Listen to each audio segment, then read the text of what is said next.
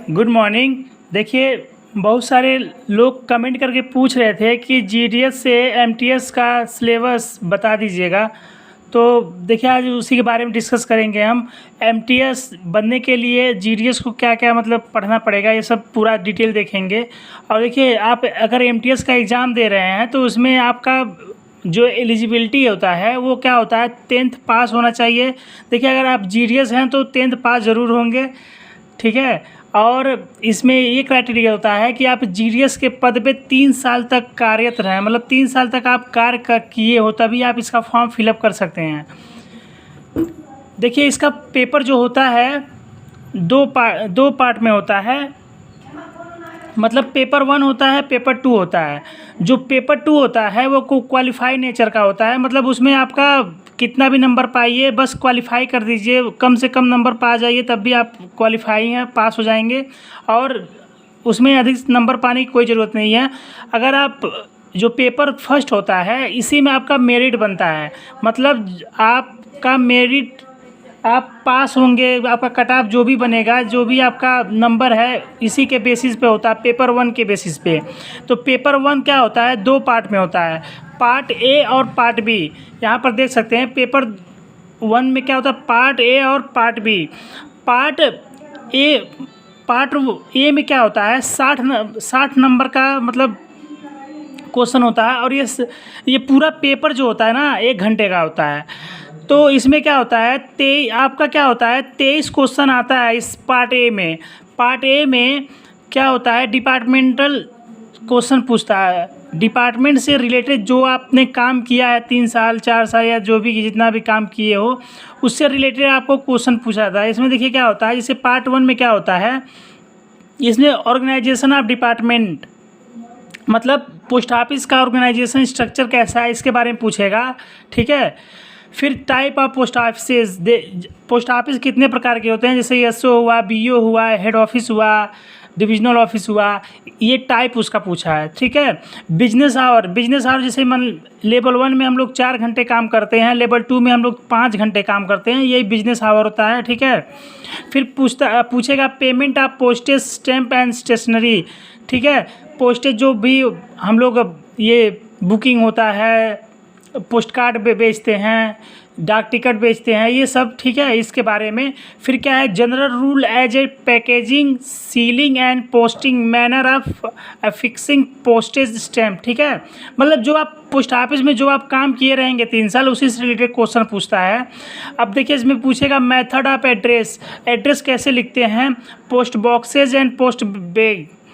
Post boxes, अभी आपको जानकर हैरानी होगी क्या कि जो पोस्ट ऑफिस के जो बॉक्स होते हैं ना, लेटर बॉक्स, कहीं कहीं रोड के किनारे कहीं और लगा होता है, तो सरकार उसका पैसा देती है। जिसके ज़मीन में लगा होता है उसका किराया होता है लगभग 50 रुपये महीने का होता है, ठीक है। तो वही उसके बारे में पता करना है, उसके बारे में नॉलेज होना चाहिए जीडीएस को।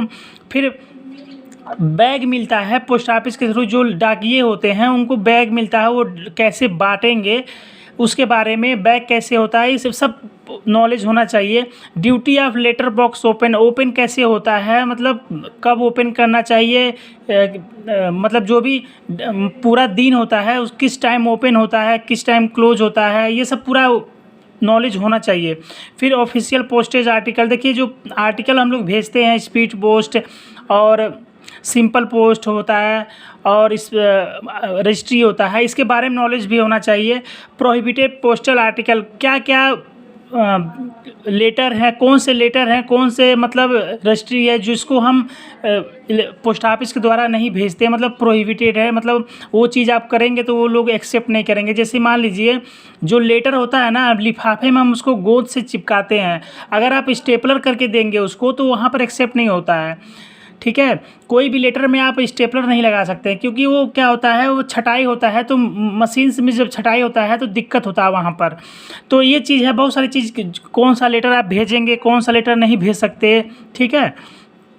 फिर क्या होता है, प्रोडक्ट, ये देखिए ये सबसे अच्छा, ये बहुत अच्छा है क्योंकि जो जीडीएस होते हैं इनके लिए ये होता है product and services, mail, banking and remittances, insurance, stamp and business. ये जो आप काम करते हैं, आरडी खाता, इंश्योरेंस करते हैं, सुकन्या खाता खोलते हैं, एसपी का, फिर इससे रिलेटेड देखिए क्या होता है, 23 क्वेश्चन आता है। अब हर इसी में से आएगा, ठीक है, किसी में से एक क्वेश्चन, किसी में से 2 क्वेश्चन, किसी में से 3 क्वेश्चन, ऐसे आता है। पूरा टॉपिक, यही टॉपिक है, इसी में से आएगा। 23 क्वेश्चन क्या होता है, 46 मार्क का होता है, 2-2 नंबर का होता है एक क्वेश्चन, तो ये हो गया आपका 46 मार्क। अब देखिए क्या होता है, एक होता है पोस्टल मैनुअल वॉल्यूम, इसका बुक आता है, हम बुक दिखा देंगे, मेरे पोस्ट ऑफिस पे रखा हुआ है। इसमें क्या होता है, पोस्टल मैनुअल वॉल्यूम, इसमें से 7 क्वेश्चन आते हैं 14 नंबर के। तो क्या हुआ, 46 और 14 कितना हुआ, कैलकुलेट कर लीजिए, 60 नंबर ये हो गया। ये डिपार्टमेंटल क्वेश्चन पूछा जाता है 60 नंबर का MTS एग्जाम में। फिर अब ये चीज़ है जनरल नॉलेज, जनरल अवेयरनेस के बारे में पूछा जाता है 20 नंबर का, ठीक है। तो देखिए 60 और 20 80 हो गया, और 20 नंबर किस चीज़ का पूछा था वो भी देखा जाएगा। तो देखिए जनरल अवेयरनेस में क्या होता है, बहुत मतलब हार्ड चीज़ नहीं पूछा जाएगा, बेसिक चीज़ होगा, बेसिक नॉलेज आपको होना चाहिए, जो 10वीं के लेवल का होना चाहिए। जैसे क्या होता है इसमें, इंडियन जियोग्राफी, इंडिया के मैप के बारे में आपको नॉलेज होना चाहिए, ठीक है। और फिर ये जो संविधान है, सिविल नागरिक शास्त्र है, ये सब हमको आना चाहिए। इसमें से देखिए 1 से लेकर 3 क्वेश्चन पूछता है हर टॉपिक में से, ठीक है। जनरल नॉलेज में से पूछेगा, तो जैसे इस समय वित्त मंत्री कौन है, वित्त मंत्री कौन है, जो भी ये सब, राष्ट्रपति कौन है, मतलब सिंपल क्वेश्चन, ज़्यादा कठिन क्वेश्चन नहीं रहेगा। प्रधानमंत्री के सचिव, मुख्य सलाहकार कौन है, RBI के गवर्नर कौन है, ऐसे क्वेश्चन पूछता है, ठीक है। फिर Indian culture and freedom structure. अब देखिए इंडियन कल्चर में से क्या होता है, जैसे डांस भी पूछ सकता है आपका। फ्रीडम स्ट्रक्चर में जो हमारे फ्रीडम फाइटर हैं उनसे रिलेटेड क्वेश्चन पूछता है, आंदोलन जो हुआ था उससे रिलेटेड क्वेश्चन पूछेगा, ठीक है, जो भी कुछ है। अब देखिए इथिक्स एंड मोरल स्टडी से 1 से 3 क्वेश्चन पूछता है। तो ये टोटल इतना ही है, इतना ही टॉपिक है आपको पढ़ना है GS में, वो भी 20 नंबर का आता है। अब देखिए ये हो गया 60 और 20 80। अब 20 नंबर का बेसिक मैथमेटिक्स पूछता है। देखिए इसमें क्या होता है, देखिए मैथ्स में भी बहुत हार्ड नहीं, देखिए जो सिंपल चीज़ें हैं वही चीज़ पूछता है। ये भी इसमें से 10 क्वेश्चन रहता है, 2-2 नंबर का एक क्वेश्चन रहेगा, 20 नंबर का हो जाएगा। तो इसमें देखिए बॉड मास, ये देखिए आप कक्षा 5-6 में भी पढ़े होंगे। बॉड मास क्या होता है, ब्रैकेट ऑफ, फिर डिवीजन, मल्टीप्लाई, एडिशन, सब्ट्रैक्शन, ये जो होता है, जो हिंदी मीडियम वाले पढ़े होंगे, का को पहले काटिए था पीछे 2 भाग, ये वाला वही चीज़ है ये। फिर परसेंटेज से रिलेटेड 1 से 2 क्वेश्चन पूछ सकता है कि 5/10 को या 2/3 को परसेंटेज में कन्वर्ट कीजिए, ऐसे आता है। सिंपल क्वेश्चन आएगा, ज़्यादा कठिन नहीं होगा। भिन्न को जो डिवीज़न होता है, मतलब जो भिन्न होता है उसको परसेंटेज में बदलें, ठीक है, ऐसे पूछ देगा। 100 का कितना % है, ऐसे क्वेश्चन पूछता है। फिर प्रॉफिट और लॉस से क्वेश्चन आता है 1 से 2 नंबर, इसमें वही पूछेगा कि एक सामान इतने रुपए में खरीदे और इतने रुपए में बेचे तो कितना लाभ हानि होता है, ये रिलेटेड क्वेश्चन पूछता है। फिर देखिए सिंपल इंटरेस्ट से रिलेटेड 1 से 2 क्वेश्चन आएगा, वही कि आपका ब्याज दे देगा, कहेगा कि कितने साल का मतलब टाइम बताइए, उसमें आपका प्रिंसिपल दे देगा, रेट दे देगा, मतलब दर दे देगा, ठीक है। तो ये सिंपल आता है। देखिए अब थोड़ा इससे हार्ड हो जाता है वो कंपाउंड इंटरेस्ट, तो वो नहीं पूछेगा, आपका सिंपल इंटरेस्ट ही पूछता है। फिर एवरेज पूछेगा, एवरेज में वही सिंपल एवरेज, कोई ज़्यादा कठिन नहीं होगा।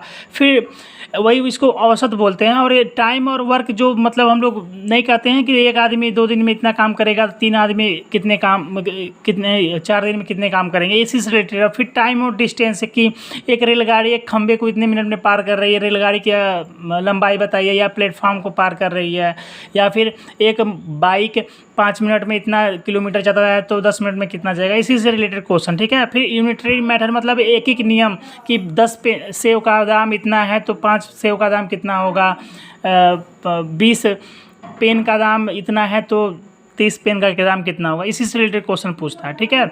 बाकी जो पार्ट जो सेकंड होता है, ये क्वालिफाई नेचर का होता है। इसमें आपको ज़्यादा क्वालिफाई मतलब दिक्कत नहीं होगा। देखिए ये जो क्वेश्चन होता है ना, ये जो पार्ट 1 में जो होता है, ये MCQ होता है, मल्टीपल चॉइस क्वेश्चन, मतलब आपको टिक लगाना है बस, ठीक है।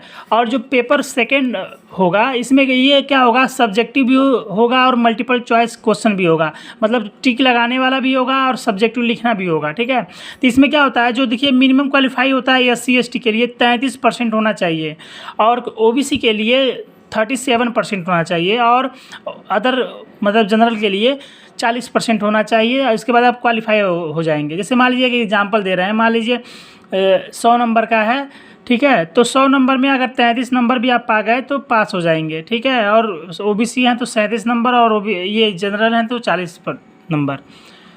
अब देखिए जो पेपर का वो होता है कौन से लैंग्वेज में आप दे सकते हैं। और देखिए मैं हिंदी इंग्लिश के साथ साथ आप लोकल लैंग्वेज में भी अपना पेपर दे सकते हैं। जैसे ये हुआ, जैसे महाराष्ट्र में मराठी चलता है, और जो राज्य में जैसे जैसे चलता है आप लोकल लैंग्वेज में पेपर मांग सकते हैं, ठीक है। उतना रहेगा। अब देखिए यही चीज़ था। अब देखिए ये एमटीएस का हो गया, इसमें कोई ज़्यादा मतलब ह्यूज से सिलेबस नहीं है। अब अगले वीडियो में हम बताएंगे पोस्टल जीडीएस से पोस्टल असिस्टेंट या एमटीएस से पोस्टल असिस्टेंट के लिए सिलेबस क्या होता है, ठीक है। उसमें कैसे होता है, पेपर कैसे होगा, ठीक है। तो मिलते हैं अगले वीडियो में, तब तक के लिए बाय।